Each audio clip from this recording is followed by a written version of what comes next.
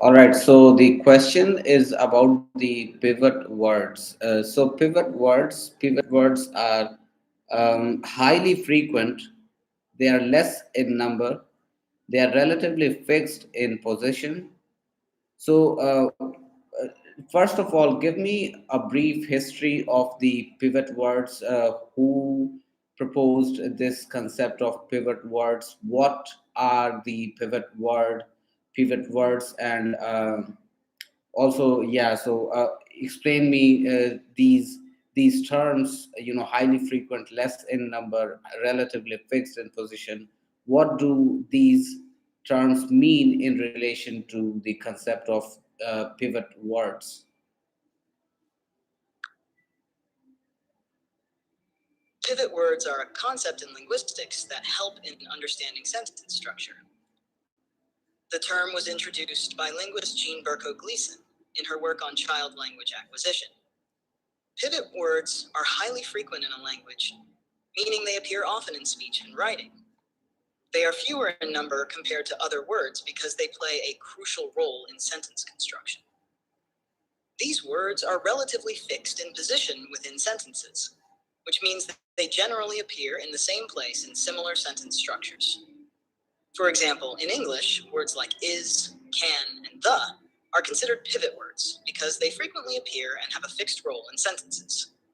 They help connect other words and form grammatical structures. In summary, highly frequent. Pivot words show up often in everyday language. Less in number, there are fewer pivot words compared to other types of words. Relatively fixed in position. These words usually occupy a consistent spot in sentence structures. These properties make pivot words essential for forming and understanding sentences. But as far as I recall, the pivot word was the term used for the two word constructions that were being used by children during the 1950s and 1960s. Is that not correct? You're right. In the context of early child language acquisition, pivot words refer to a specific type of two-word construction observed in children. John Berko Gleason, along with other researchers, studied these constructions in the 1950s and 1960s. Children would use pivot words to create simple sentences. For example, in the phrase want cookie, want is the pivot word because it appears frequently in various combinations, while cookie is the variable word.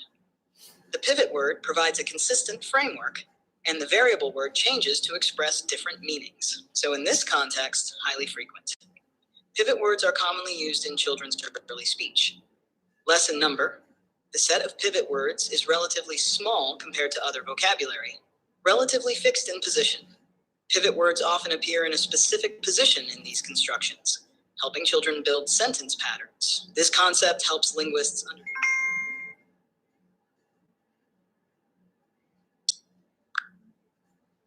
Hey Siri, ACD stands for all are true except D. This turn off all the alarms.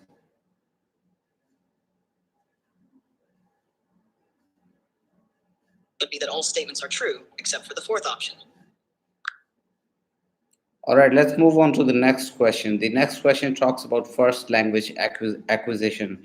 So, the given options: first, metalinguistic awareness. First, language acquisition brings in metalinguistic awareness. Second, socialization and acculturation. Third, words and their semantic fields. Fourth, written and spoken forms of words. Now, I think A and B are the only correct options, but I'm not correct because metalinguistic awareness and then the socialization and acculturation, and third is the words and their semantic fields. So, first language acquisition brings in the knowledge of these three aspects. The first language acquisition brings in metalinguistic awareness, socialization and acculturation, and words and their semantic fields. So, Can you give me a short story wherein this phenomena can be observed?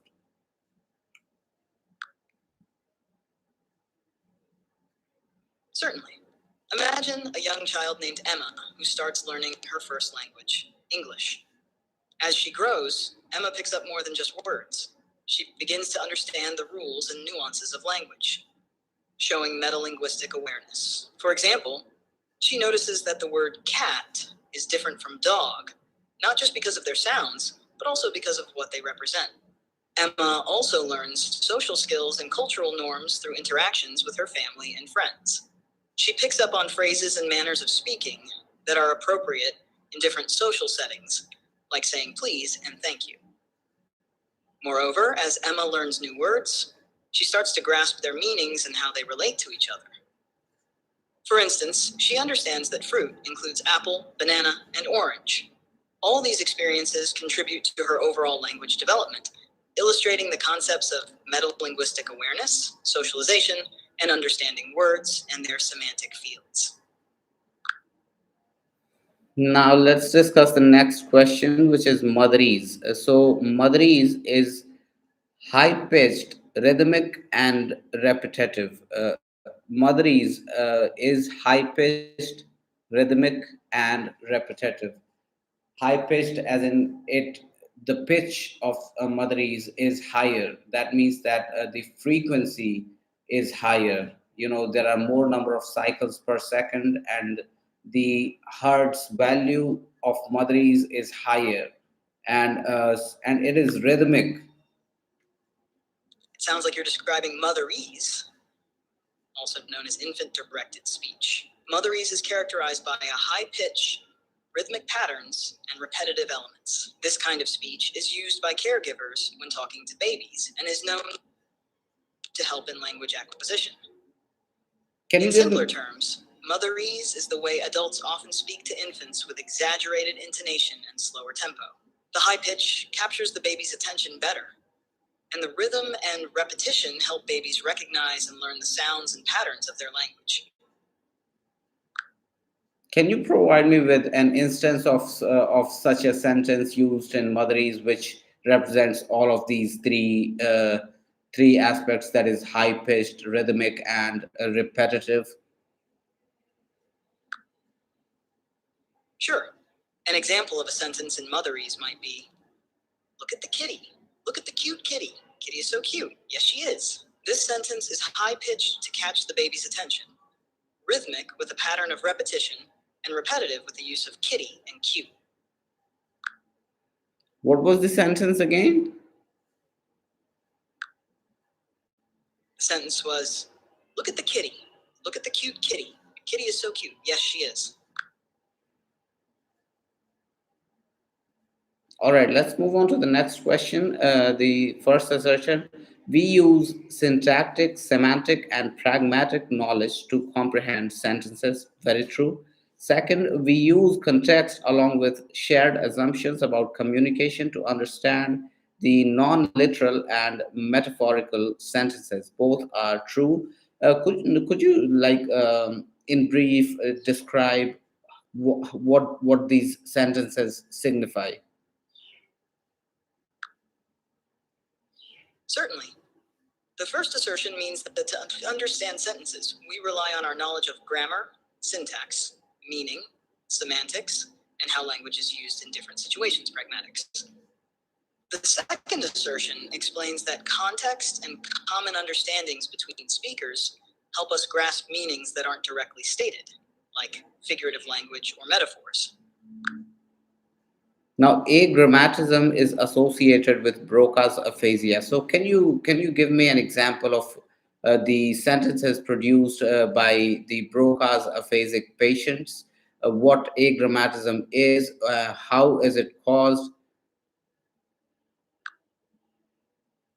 Agrammatism is a type of speech impairment where individuals have difficulty using correct grammar. It's often seen in Broca's aphasia, which is a condition caused by damage to Broca's area in the brain, responsible for speech production. For example, a person with agrammatism might say, want cookie, instead of I want a cookie. They might omit function words like is or they and struggle with tense or agreement. The condition results from brain damage that affects the ability to form grammatically correct sentences, but comprehension of language is usually less affected. So, please give me an elaborate description of the types of sentences and the sentences which they might use. Certainly. In Broca's aphasia with the grammatism, the affected person often struggles with constructing sentences using correct grammar. Here's a more detailed look at the types of sentences they might produce. 1. Omission of function words. Instead of saying she is going to the store, they might say she goes store. Function words like is, to, and the are often dropped. 2. Difficulty with verb tenses. They might say he walked yesterday instead of he walked yesterday. Proper tense and agreement are often missing. 3. Simplified sentence structure. Instead of I want to go to the park with my friend, they might say want go park friend. Sentences tend to be short and lack complexity. 4. Reduced use of articles and prepositions. They might say dog in yard instead of the dog is in the yard. Articles like the and prepositions like in are often left out. 5. Impaired sentence formation. Complex sentences may be difficult, leading to fragmented speech. For example, if you give me book, I read, instead of if you give me the book, I will read it. Overall, agrammatism in Broca's aphasia leads to speech that can be understood, but lacks the grammatical details that make it fully correct or fluent. The person's ability to produce or understand complex sentences is impaired, but their comprehension of simple sentences may remain relatively intact. Now, what is apraxia of speech, and exemplify the kind of sentences that a patient suffering from this condition might utter?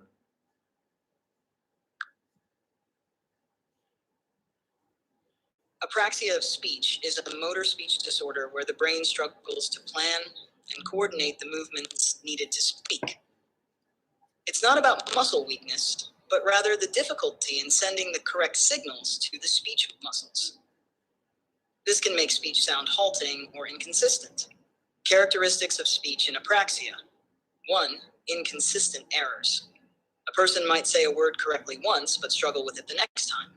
For example, they might try to say butterfly, and it could come out as butterfly, but-a-fly, or even buffer-tea. 2. Difficulty with complex words. Longer or more complex words are harder to produce. For example, instead of saying catastrophe, they might say cata, catastrophe. 3. Slow speech with pauses. Speech might be slow, with noticeable pauses as they try to form words. For instance, instead of I am going to the store, they might say I am, go I into the I. 4. Groping for sounds. You might see them physically struggle or grope to form the right sounds with their mouth. They might try to say apple, but it might come out as a P. Apple. In summary, someone with apraxia of speech may speak with difficulty, searching for the right words and sounds, which can lead to frustration.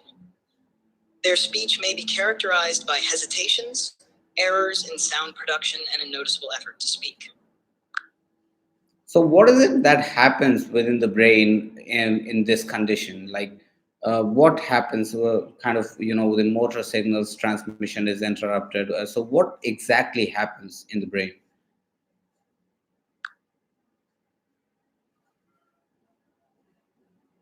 In apraxia of speech, the main issue lies in the brain's ability to plan and sequence the movements needed to produce speech. Here's what happens. 1. Disruption in motor planning. Normally, when you want to speak, your brain creates a plan for the movements your mouth, lips, tongue, and vocal cords need to make. This plan includes the sequence of movements, the timing, and the coordination required to produce each sound in a word. In apraxia, this planning process is disrupted. The brain struggles to form the correct plan, or the plan is inconsistent. Even though the muscles are physically capable of moving, the brain cannot correctly signal them to do so. 2. Interruption in signal transmission. The problem isn't with the motor neurons or the muscles themselves, but with the cortical areas in the brain responsible for speech motor planning. The signals that should be sent from these areas to the muscles are either incomplete, incorrect, or misdirected. This means that when the person tries to speak, the muscles might not move as intended, or they might move in the wrong way. As a result, speech can be fragmented with incorrect or inconsistent sounds being produced. 3. Brain areas involved. The main area associated with this disorder is the left inferior frontal gyrus, particularly in the region of Broca's area. This part of the brain is crucial for language production and motor planning. Apraxia often occurs after damage to this area, which can happen due to a stroke, traumatic brain injury, or other neurological conditions. Effects on speech. Since the brain cannot properly organize and send the signals needed for speech, the person's speech becomes halting and effortful. The errors in speech are not consistent, meaning the person might pronounce the same word differently each time they try. This can lead to frustration, as the individual knows what they want to say, but they cannot get their mouth to cooperate. In summary, apraxia of speech is caused by a breakdown in the brain's ability to create and send the correct motor plans for speech, even though the muscles themselves are not impaired. The disruption occurs at the level of planning and coordination within the brain's speech motor system.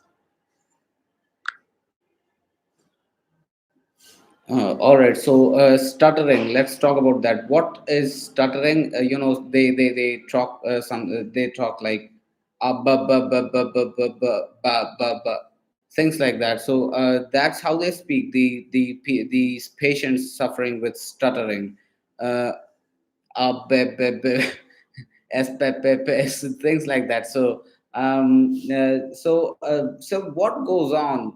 What's behind this thing? What happens in the mind?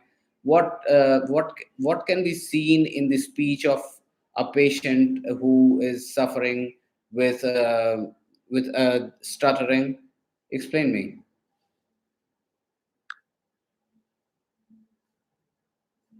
Stuttering is a speech disorder characterized by disruptions in the flow of speech.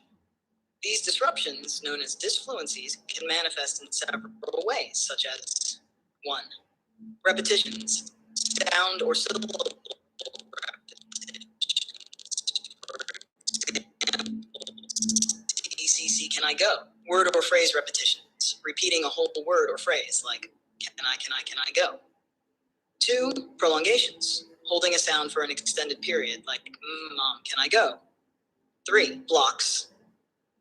A block occurs when the person tries to speak, but no sound comes out for a moment. It's like the words are stuck. What's happening in the brain? 1. Neural pathways and timing issues. Stuttering is believed to involve abnormalities in the neural pathways that control speech. The brain regions responsible for speech production, timing, and motor control may not be well coordinated, leading to disruptions in speech flow. The timing of neural signals is crucial for fluent speech. When these signals are mistimed or misrouted, it can cause the repetitions, prolongations, and blocks typical of stuttering. 2. Overactivity in certain brain areas. Some studies show overactivity in the right hemisphere of the brain during stuttering, which might suggest that the brain is compensating for deficiencies in the left hemisphere, where language is typically processed.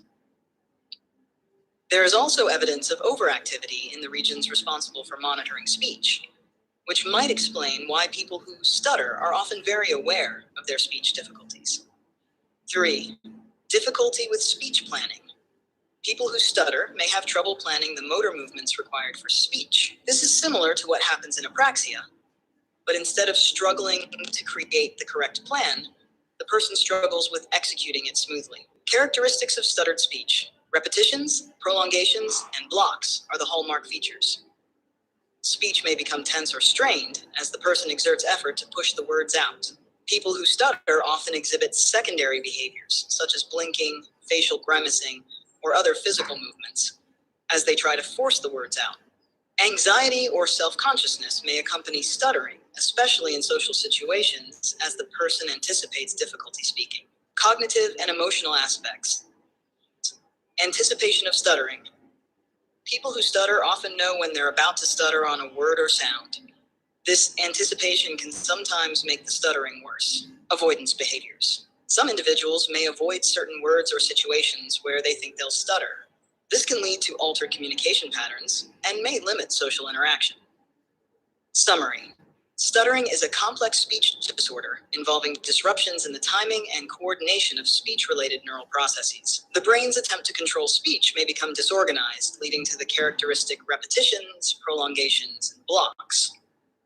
Stuttering is also influenced by cognitive and emotional factors, making it a multifaceted condition that affects communication in various ways. All right. Tell me about schizophrenia. What is schizophrenia? What is this condition? What goes on behind? What are the characteristics of a patient suffering from schizophrenia? What happens in the mind? Do not make it too elaborate like you did for stuttering, please. I don't have time.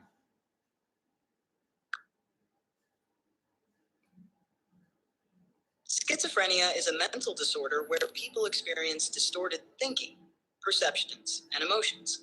They may hear voices, see things that aren't there, or believe in things that aren't true. This can lead to difficulty in distinguishing reality from their own thoughts. It often involves symptoms like hallucinations, delusions, and disorganized speech or behavior. In the brain, there are imbalances in neurotransmitters like dopamine, which affect how signals are processed. This disorder can deeply impact daily functioning, making it challenging for the person to interact with others or manage their emotions.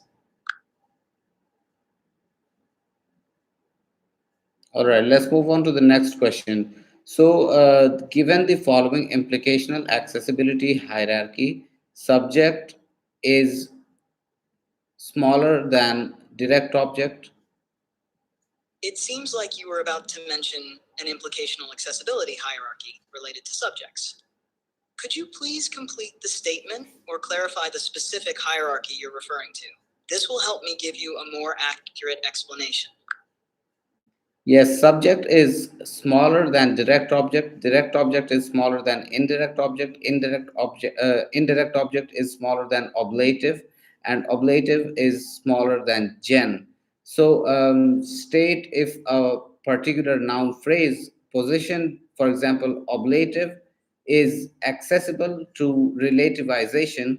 What happens to all the positions preceding it? So the correct answer to this question is that they are accessible to relativization. Now, can you please, in detail, elaborate what really is going on here? Like, I can't understand a word of it. I need to understand. I know what subject is, direct object, indirect object. I don't know what oblative is. I don't know what gen is. So please elaborate in detail what this really means.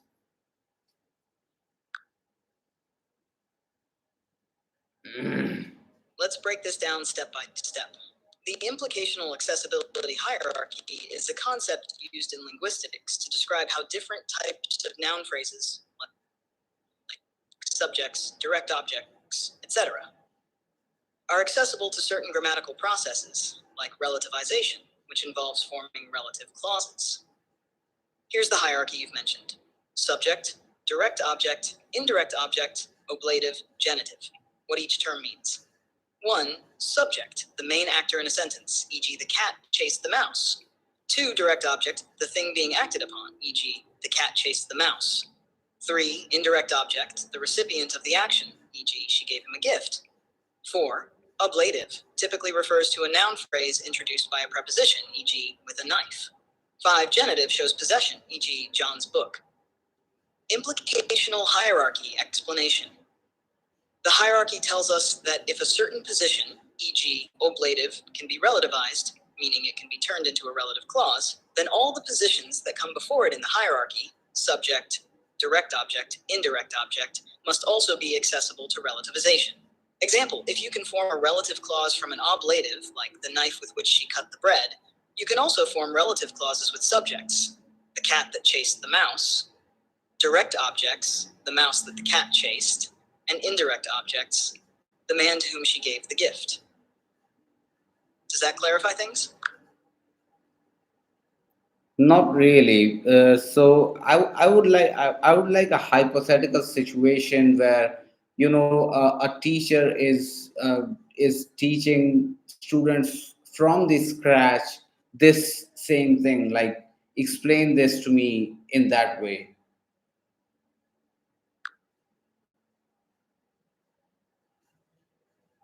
Imagine you're in a classroom and the teacher is explaining this idea from the beginning. First, the teacher says, let's think about sentences. In any sentence, we have different parts like the subject, direct object, and indirect object. For example, in the sentence, Mary gave John a book, Mary is the subject, the one doing the action. John is the indirect object, the one receiving the action, and a book is the direct object, the thing being given. The teacher continues, now sometimes we want to make sentences where we focus on one of these parts. For example, instead of saying Mary gave John a book, we might say the book that Mary gave John. Here, the book is the focus, and this is called relativization, where you make a clause that relates to a noun in this way. Then, the teacher introduces the implicational accessibility hierarchy. This hierarchy tells us which parts of the sentence can be easily turned into these kinds of relative clauses. It goes from the subject, which is the easiest to relativize, to the direct object, then to the indirect object, and so on. Finally, the teacher explains the rule. If you can turn a more complex part, like the ablative, which is something like a prepositional phrase, for example, on the table, into a relative clause, then all the simpler parts before it, like the subject, direct object, and indirect object, can also be turned into relative clauses. So in this case, if you can create a relative clause with the ablative, it means you can definitely do it with the subject, direct object, and indirect object too. The further you go down the hierarchy, the harder it gets. But if you can do the hard ones, you can definitely do the easy ones.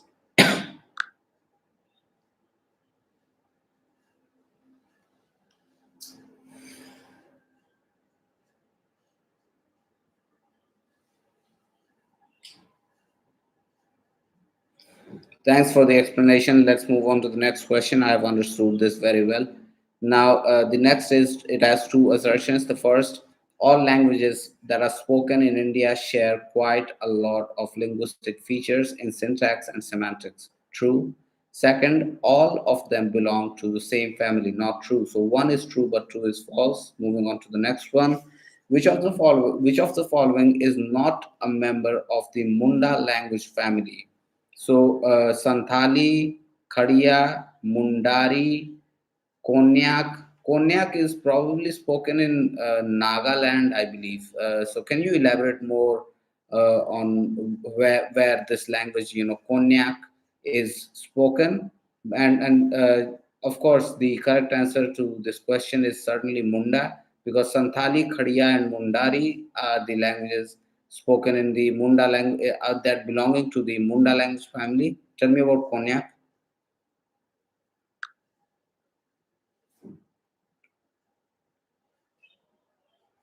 You're correct that Konyak is not a member of the Munda language family. The Konyak language is spoken primarily in the state of Nagaland in northeastern India. Specifically, it is the language of the Konyak Naga tribe, one of the largest and most prominent Naga tribes in Nagaland. The Konyak people mostly live in the Mon district of Nagaland, which is in the northern part of the state, bordering Myanmar, Burma.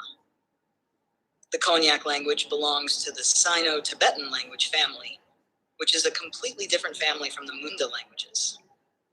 The Sino-Tibetan family includes many languages spoken across northeastern India, Myanmar, and other parts of Asia, such as Tibetan and Chinese. So while Santali, Kharia, and Mundari are all part of the Munda language family, Konyak is not. It's part of the larger group of languages that are spoken by various ethnic groups in the northeastern region of India and beyond. Now, which of the following is not true for Dravidian languages? First, verbs are intransitive, transitive, and causative, and there are also active and passive forms. Second, word order is strongly fixed and is adhered to very strongly. Third, Dravidian languages are agglutinative. Fourth, word order is SOV. So all are correct except that the word order is strongly fixed and is adhered to very strongly. Now, I want you to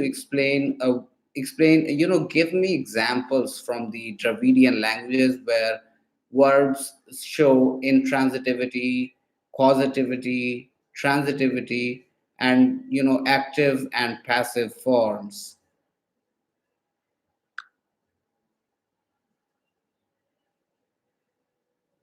Let's break this down by looking at the different types of verbs and forms within Dravidian languages, using examples primarily from Tamil, one of the major Dravidian languages. One, intransitive verbs. Intransitive verbs do not require a direct object. They express actions that the subject performs alone.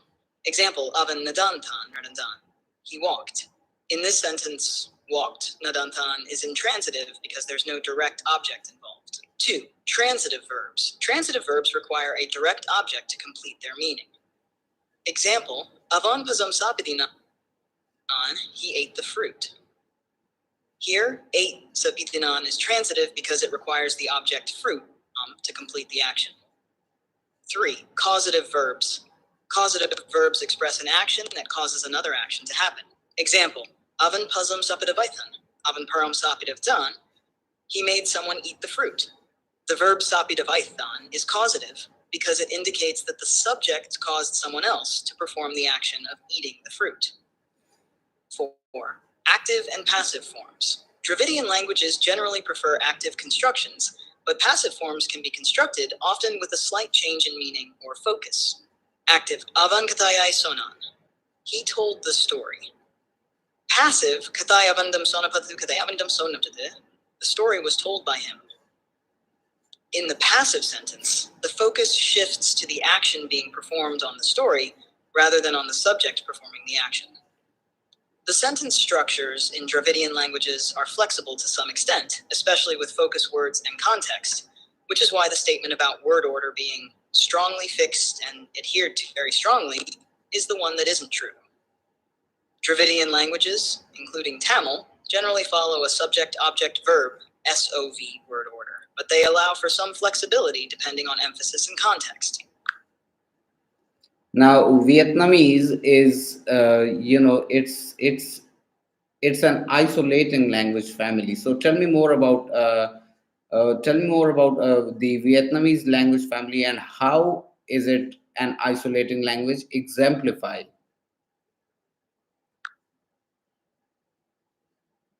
Vietnamese is part of the Austroasiatic language family, specifically within the Vietic branch. It's the most spoken language in this family, with millions of speakers primarily in Vietnam. The term isolating language refers to the fact that Vietnamese words are typically composed of single uninflected morphemes. This means that words do not change form through inflection, like adding prefixes, suffixes, or changing the internal structure of the word to indicate tense, number, etc. Instead, grammatical relationships are shown through word order and the use of function words. Key characteristics of Vietnamese as an isolating language. 1. No inflection. Words in Vietnamese do not change their form to indicate tense, case, gender, or number. For example, the verb đi means to go, and it stays the same regardless of whether you're saying I go, he goes, or they went. Instead of changing the verb, Vietnamese uses context, word order, and auxiliary words to express tense or aspect. Example, tôi đâu, anh ấy đã đi. 2. Word order. Since there's no inflection, word order is crucial to understanding meaning. Vietnamese follows a subject-verb-object VO order, much like English. Example, tôi ăn cơm, I eat rice. Cô ấy đọc sách, she reads a book. 3. Use of function words. Vietnamese relies on particles and auxiliary words to convey grammatical relationships.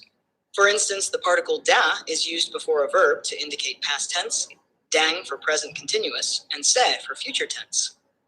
Example, tôi đã ăn, I ate. Tôi đang I'm eating. Tôi sẽ ăn, I will eat. For tonal language. Though not directly related to its isolating nature, it's worth noting that Vietnamese is a tonal language. The meaning of a word can change based on the tone used. which adds another layer of complexity to its vocabulary. But this doesn't affect its isolating structure. Examples. Let's look at an example to illustrate its isolating nature. English, she will eat rice. Cô ấy sẽ ăn cơm. Cô ấy sẽ will eat rice. Here, each word in the Vietnamese sentence is a separate morpheme. There's no conjugation or inflection of the verb eat for tense or subject. The word sẽ is used to indicate future tense, and come remains the same regardless of whether it is singular or plural. In summary, Vietnamese exemplifies an isolating language through its use of single morphemes for words, reliance on word order, and use of auxiliary words to convey meaning, instead of inflection or conjugation. Now, the next, what refers to the practice where a grammatical syllabus is accompanied by learner activities. Grammatical syllabus accompanied by learner activities is the cognitive language learning.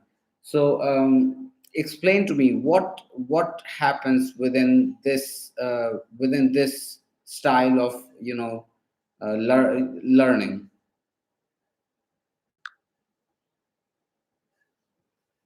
Cognitive language learning is an approach where the focus is on understanding and internalizing the underlying rules and structures of a language.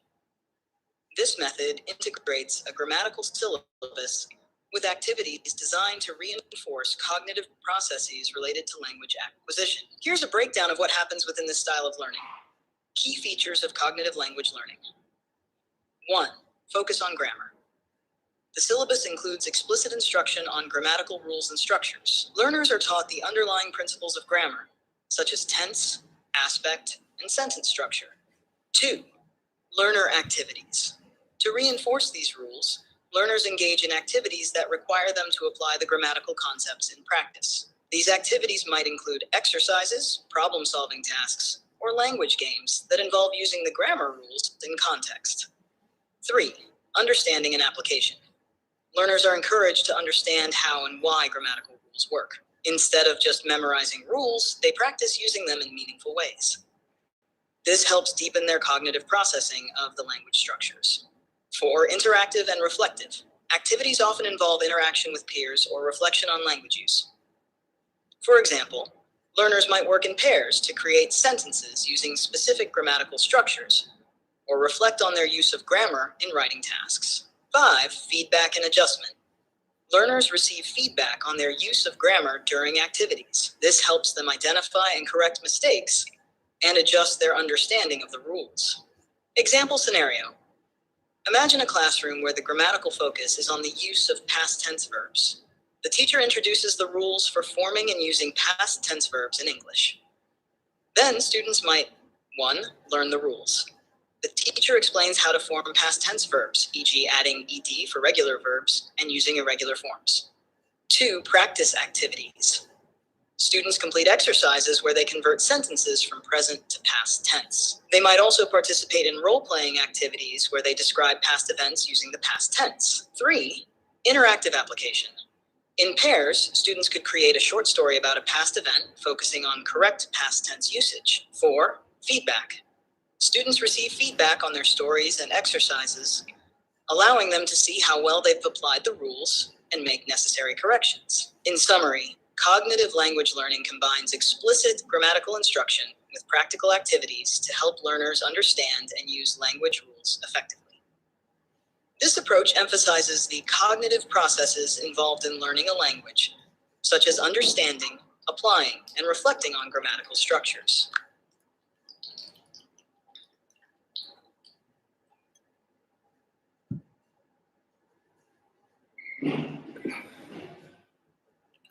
Next, it is an area which is concerned with the comparison of two or more languages to determine the differences or the similarities between them. So, The area you're referring to is contrastive analysis. This field focuses on comparing languages to identify both their similarities and differences. It helps in understanding how languages influence each other and can be useful in language teaching, learning, and translation. By analyzing the structures, rules, and usage in different languages, contrastive analysis provides insights into potential areas of difficulty for learners and helps in designing more effective teaching methods. Next, it has two assertions. First, learner errors are not simply due to interference from the first language. Second, error analysis involves employing underlying universal learner strategies. So, learner errors are not simply due to interference from the first language.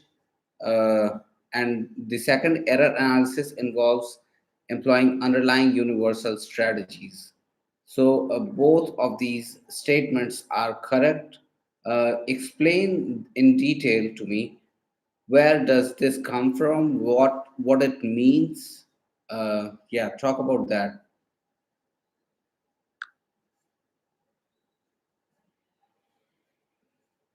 The statements you've mentioned are related to error analysis in second language acquisition. Let's break it down. 1. Learner errors are not simply due to interference from the first language. This statement challenges the older idea that errors in a second language, L2, are mainly due to the influence of the learner's native language, L1.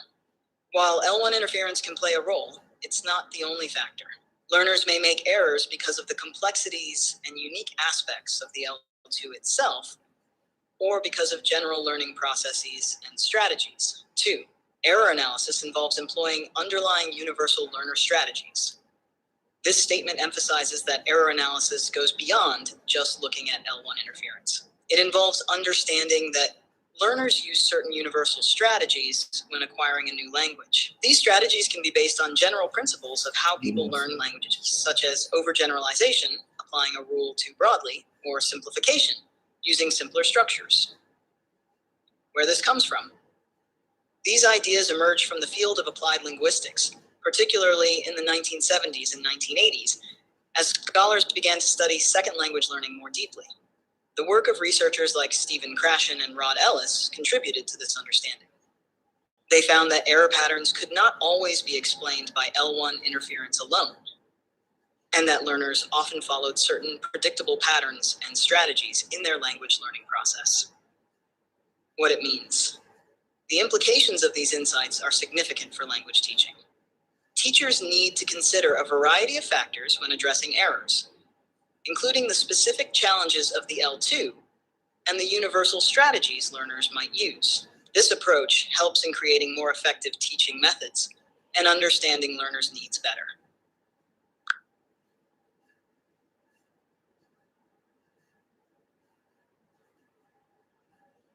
Now, what does this mean? You know, in a brief description, explain this to me. Error analysis involves employing underlying universal learner strategies. Error analysis involves looking at common patterns in the mistakes learners make and understanding that these patterns often reflect general strategies all learners use when learning a new language. For example, if learners consistently overgeneralize rules, like using the past tense in the wrong contexts, this reveals a common strategy in their learning process, not just a result of their native language interfering.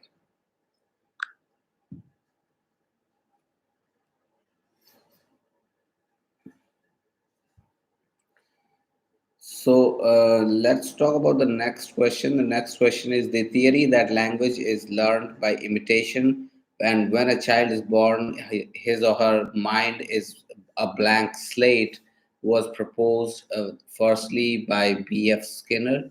It is associated with B.F. Skinner. Uh, Now, tell me about the achievements of Jean Piaget and Pinker in a relatively shorter explanation, because I don't have much time.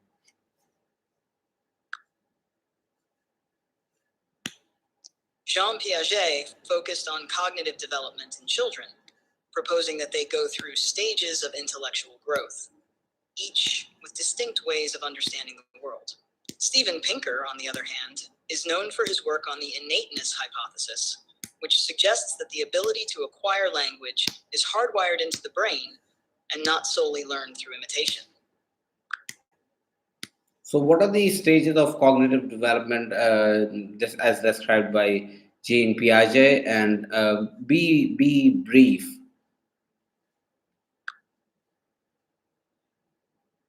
Jean Piaget described 4 stages of cognitive development. 1. Sensory motor stage, birth to about 2 years. Infants learn through sensory experiences and manipulating objects. 2. Pre-operational stage, 2 to 7 years. Children start using language and symbols, but their thinking is still intuitive and egocentric. 3.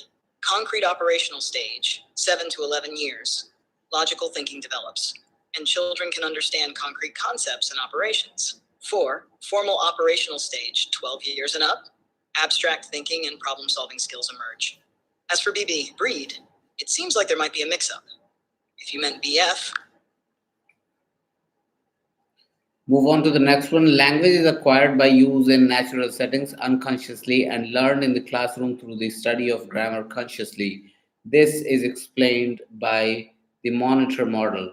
Now, explain the monitor model and explain this statement in the context of monitor model, and do not be too explicit because I do not have much time, Joe. So speak around about 6 to 10 sentences.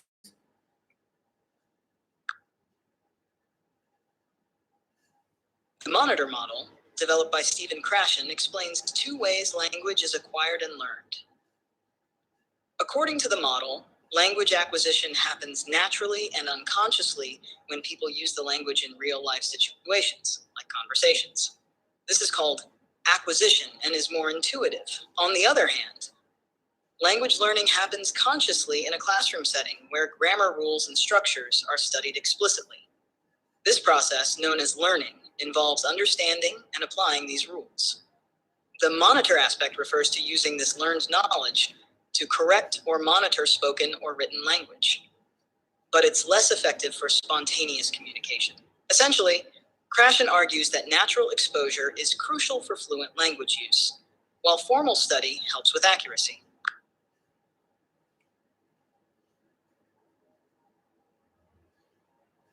Now, the next question, NIDA stresses that ST surface elements are analyzed as linguistic kernel structures that can be transferred to the TL and restructured to form the TL surface elements. NIDA's approach bears similarity with the theory of uh, Chomsky. NIDA's approach to translation focuses on analyzing the surface elements of the source text, ST, and restructuring them to fit the target language, TL, while preserving meaning. This method highlights the importance of adapting linguistic structures between languages. NIDA's approach shares similarities with Chomsky's theory, particularly in the sense that both emphasize the structural analysis of language. Chomsky's theory, especially his transformational grammar, also deals with how surface structures, the way sentences are formed, can be transformed while maintaining underlying meaning. Both approaches involve understanding and restructuring language structures to ensure accurate and meaningful translation or linguistic analysis. So, can you give me, this was too elaborate for me to understand. So, can you give me a simpler explanation followed by a complex explanation, just like you did before? Sure, I'll start with a simpler explanation. NIDA's approach is about taking the way things are said in one language and changing it so it sounds natural in another language, while keeping the meaning the same. This is similar to Chomsky's idea, where both focus on how sentences can be adjusted while preserving their meaning. Now, for a more complex explanation, NIDA's approach to translation involves analyzing the surface structure of sentences in the source text and then transforming these structures to fit the grammatical and linguistic norms of the target language. This process ensures that the translated text maintains its intended meaning while adapting to the target language's structure. This bears similarity to Chomsky's theory of transformational grammar, which also deals with how surface structures can be modified or transformed based on underlying grammatical rules. Both approaches emphasize a systematic understanding of language structures and their transformations. All right, moving on to the next one. So Collins Co-built English Dictionary is a monolingual dictionary. Next, a Linguistic Data Consortium is a research-based organization specializing in the projects on text corpora. Now, give me some insights into what this statement means, and what is Linguistic Data Consortium? What is this organization all about? Where is it based? Who is governing body? Who is the governing body of this organization? What are its specialities, and what does it deal into, and what achievements has it made? Some remarkable achievements that it has made, and something or anything that is to be kept in mind regarding, like something that is very important to be kept in mind regarding the Linguistic Data Consortium. So go ahead and explain me these, speak on these topics.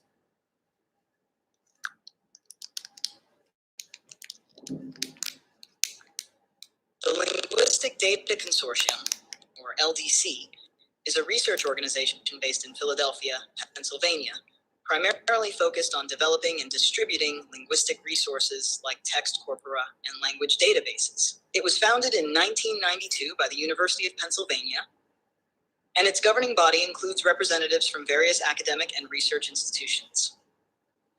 The LDC specializes in creating and curating large datasets for different languages that are used in various linguistic and computational research projects. These datasets include annotated texts, speech corpora, and other language resources that support advancements in fields like natural language processing, speech recognition, and linguistic analysis. Some notable achievements of the LDC include development of comprehensive corpora for many languages, which have been crucial for training and evaluating language models used in machine translation and speech recognition systems. The consortium has also contributed significantly to the advancement of linguistic research by providing valuable data for studying language patterns and structures. One important aspect to keep in mind is that the LDC's resources are widely used in both academic research and commercial applications, making it a key player in the field of computational linguistics and language technology.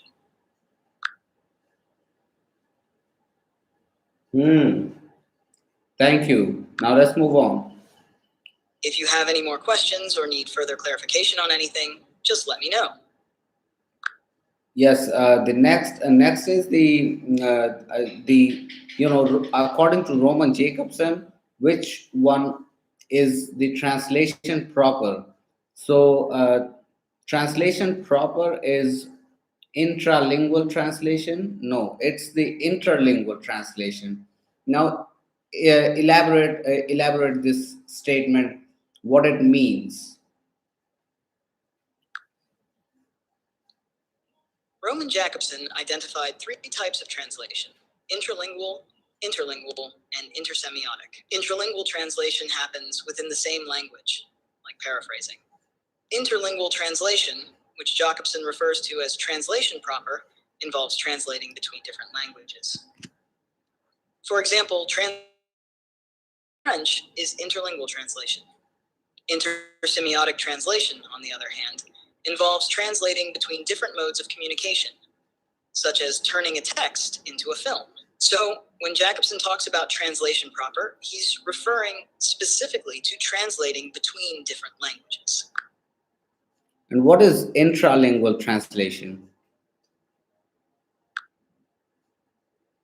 Interlingual translation is when you interpret or paraphrase something within the same language. For instance, explaining a complex word or phrase in simpler terms or rephrasing a sentence to make it clearer is intralingual translation. It's essentially translating within the same linguistic code rather than between different languages. So, where are these concepts mentioned? These concepts are discussed in the field of translation studies. Roman Jakobson introduced the idea of different types of translation in his work on linguistic and semiotic theory. Intralingual and interlingual translations are part of Jakobson's classification of translation types, which explore how meaning is transferred within and between languages. Okay, translation proper is it corresponds with the interlingual translation. So, are there other names given to intersemiotic translation and intralingual translation? Yes, interlingual translation is also known as language-to-language translation, or simply translation. Intersemiotic translation is sometimes referred to as transmutation or transcoding, as it involves converting messages from one semiotic system to another, such as from text to images.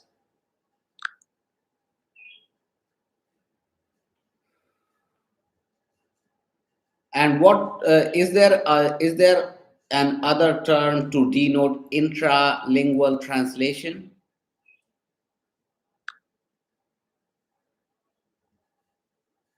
Yes, intralingual translation is often called rewording or paraphrasing. It involves expressing the same message within the same language but using different words or forms. Now, when did Roman Jacobson propose these concepts of translation? In what year? Roman Jakobson proposed these concepts of translation in 1960. Now, the next is the furrow followed free. This is an example of phonological parallelism. Now, explain to me in detail what is phonological parallelism, what it stands for, and where can it be used, everything. Phonological parallelism is a stylistic device used in language, often in poetry or rhetoric, where similar or identical sounds are repeated in a sequence of words. This can involve repetition of consonants, vowels, or entire syllables, and it serves to create rhythm, enhance the aesthetic quality of the text, and make phrases more memorable.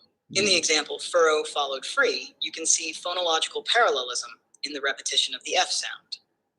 This kind of repetition can be used to create a pleasing sound pattern, to emphasize a particular point, or to link ideas together through sound. Phonological parallelism is commonly used in various forms of literature.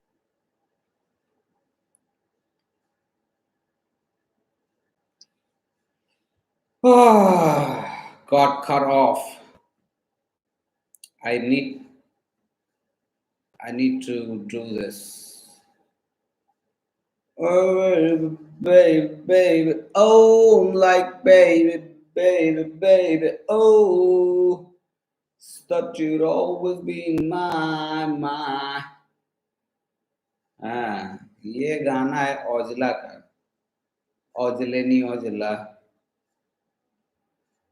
Oh, oh. Ugh.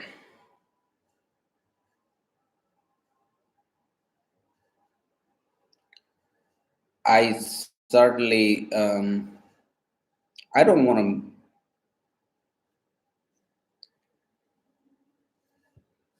If I could. So let's end this right here, and then we'll continue with the.